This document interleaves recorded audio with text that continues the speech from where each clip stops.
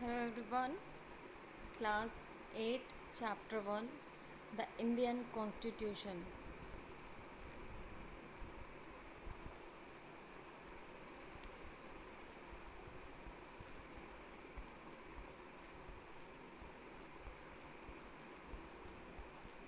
Why does a country need a constitution?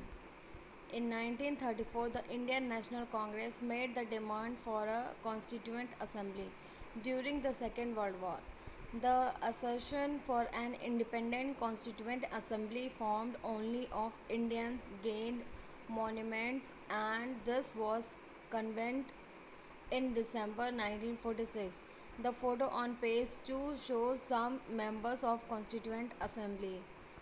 Between December 1946 and November 1949, the Constituent Assembly drafted a constitution for independent India, free to shape their destiny at last.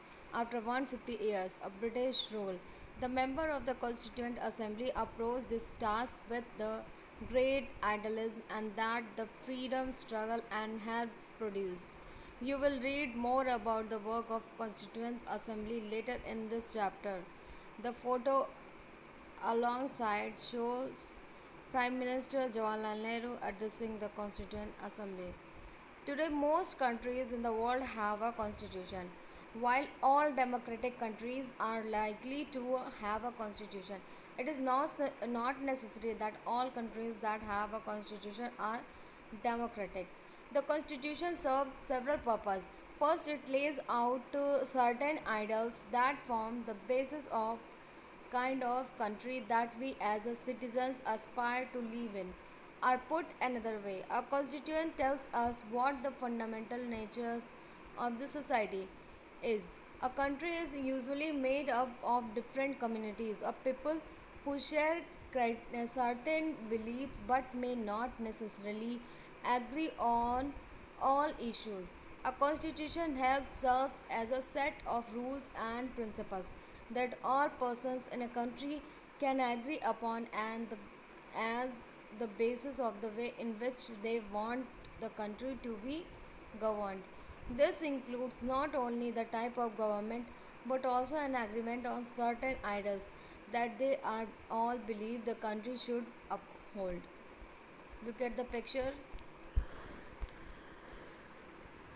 The country of Nepal has witnessed several people's struggles for democracy.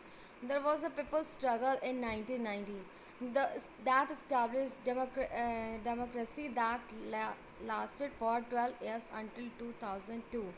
In October 2002, King Gyanendra, citing the Maoist uprising in the countryside as his reason, began taking over different aspects of the government with the army's assistance. The king finally took over as the head of government in February 2005. In November 2005, the Maoist joined after political parties to sign a 12-point agreement. This agreement signaled to larger public an imminent return to democracy and peace in 2006. This people movement for democracy began gaining immense force. It repeatedly refused the small concessions that the king made, and finally in April 2006 the king restored the third parliament and asked the political parties to form a government, and in 2008 Nepal became a democracy after abolishing the monarchy. The above photos shows seen from the People's Movement for Democracy in 2006. Let us try and understand what we mean by this through two contrasting situations on the recent history of Nepal, a country that borders India on the north. Until recently, Nepal was a monarchy. The previous constitution of Nepal, which has been adopted in 1990, reflected that fact that the final authority rested with the king. A people's movement in Nepal fought for several decades to establish democracy in 2006 they finally succeeded in putting an end to the power of the king. The people had to write a new constitution to establish Nepal as a democracy. The reason that they did not want to continue with the previous constitution is because it did not reflect the ideals of the country that they want Nepal to be and that they have fought for. As in the game of football, in which a change in the constitutive rules will change and game altogether. Nepal, by moving from a monarchy to a democratic government, needs to change all its constitutive rules in order to usher in a new society. This is why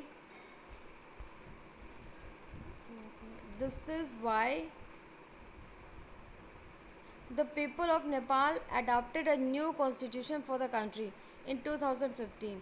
The captain alongside elaborate Nepal's struggle for democracy. The second important purpose of a constitution is to define the nature of a country's political system. For example, Nepal's earlier constitution stated that the country was to be ruled by the king and his council of ministers.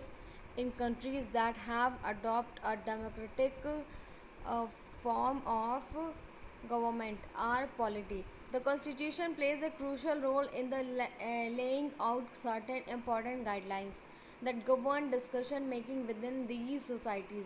In a democracy, we choose our leaders so that they can exercise power responsibly on our behalf. However, there is always the possibility that these leaders might misuse their authority, and the Constitution usually provides safeguards against this. This misuse of authority can result in gross injustice as demonstrated in the classroom situation below. Look at the picture. In democratic society, the constitution often lays down rules that guard against this misuse of authority by our political leaders. In the case of the Indian constitution, above which you will read more later in this chapter, many of these laws are contained in the section of fundamental rights. Do you recall the chapter on the Dalit writer Om Prakash Valmiki's experiences in school from your class 7 book? In the chapter, we talk about the discrimination Om Prakash faced because he was a Dalit. You read about how the Indian Constitution guarantees the right to equality to all persons and says that no citizens can be discriminated against on grounds of religion, race, caste, gender, and place of birth. The right to equality is one of the fundamental rights guaranteed by the Indian Constitution. Look at the picture. Another important function that a constitution plays in a democracy is to ensure that a dominant group does not use its power against other less powerful people or groups. The storyboard below demonstrate one such situation in the classroom. Look at the picture. Such unhealthy situation can occur in democratic society too, where a majority can continuously enforce decisions that exclude minorities and go against their interests. As the above storyboard illustrates, every society is prone to this tyranny of the majority. The constitution usually contains rules that ensure the minorities are not excluded from anything that is routinely available to the majority. Another reason why we have a constitution is precisely to prevent this tyranny or dominion by the majority of a minority. This can refer to one community dominating another, that is inter-community domination, are members of the community dominating others within the same community, that is intra-community dominions.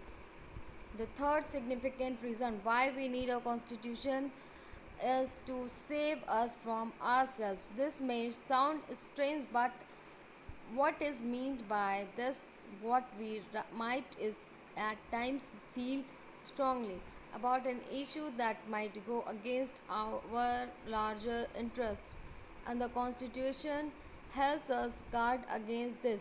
Look at the storyboard below to understand this better.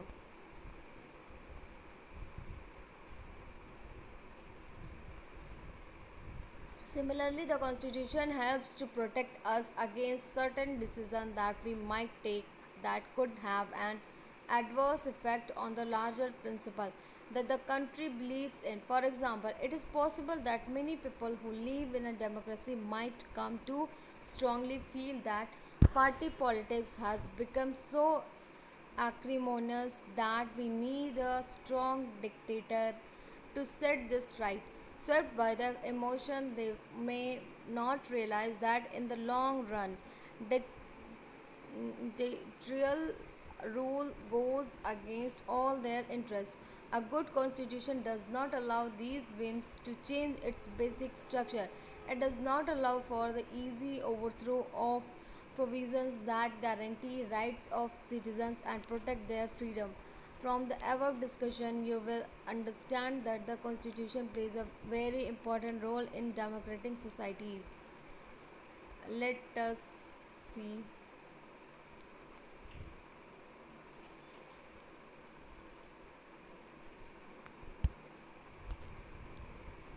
Let us recap the reasons why the Constitution plays an important role in democratic society by the recalling the constitutive rules that you have read about these through this example.